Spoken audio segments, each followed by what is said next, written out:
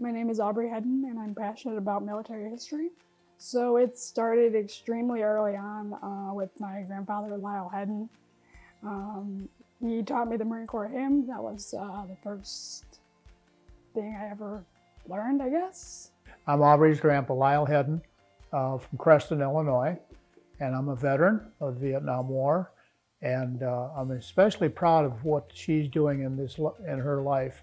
I started talking to the families and the guys that were, had served over there, and it was like, oh, maybe I need to start looking into their group. And then graduated high school, and then went to college, got that degree, and Mom found out, oh, there's this military history degree at the Citadel, go do that. And so I did, and then, well, it lit a big, huge fire, and there we go.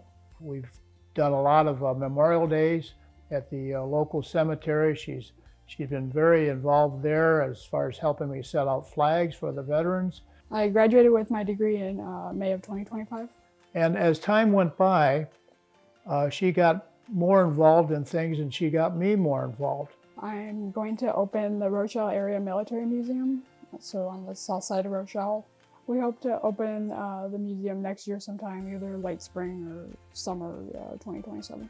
I'm currently writing a book that should be finished hopefully soon. It's about the 1st Amphibian Tractor Battalion in Vietnam from 1967 to 69. So that's where Grandpa served with his second tour. So I took my thesis and expanded out into a book. So the book I've worked on for a year. The research process goes back to about 2024. Prior to my master's thesis, we started digging into that just to start compiling stuff. Really, the main thing that I'm so proud of her is that I pushed a lot of this stuff to the rear of my mind. My kids never really knew what I did or where I was at, just that I was proud to have served. And she's put me in contact with a lot of people around the country that served at the same time I did.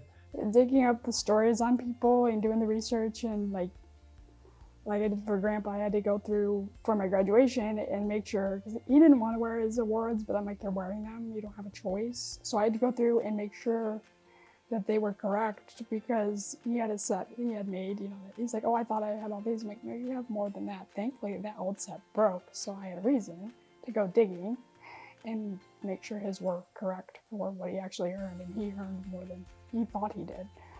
So now with the museum, I'm getting a lot of uniforms that don't have these awards on them, so now I get to go back through and dig and put them back together. And I have a Facebook page titled Rochelle Area Military Museum. If a local family wants to donate or loan a uniform or a picture or something they brought back, or stuff they had in their attic that they didn't know Grandpa brought back from World War II that they kept in the attic because they didn't realize what it was, German something or Japanese something, that they're like, we don't know what to do with this. Is, what I've been told is, well, we don't know what to do with this, so we're just gonna, get rid of it. It's like, no, don't do that. Give it to somebody to do something with, so it doesn't get lost to history. And, because who knows what Grandpa did in World War II.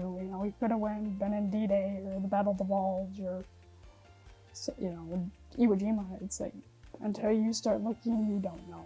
It's very unusual for a youngster at 10, 12 years old to decide that they want to do something like this.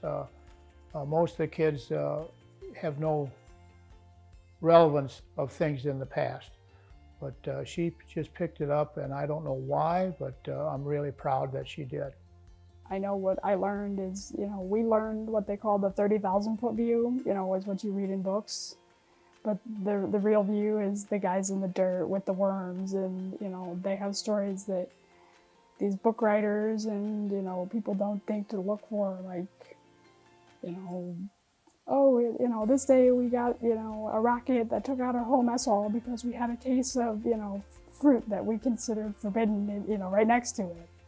And so, it's the stories, and their view is, a different view than what you're going to read in a book that focuses on the, what was going on back here and the decisions being made here and above their heads that they had no idea about.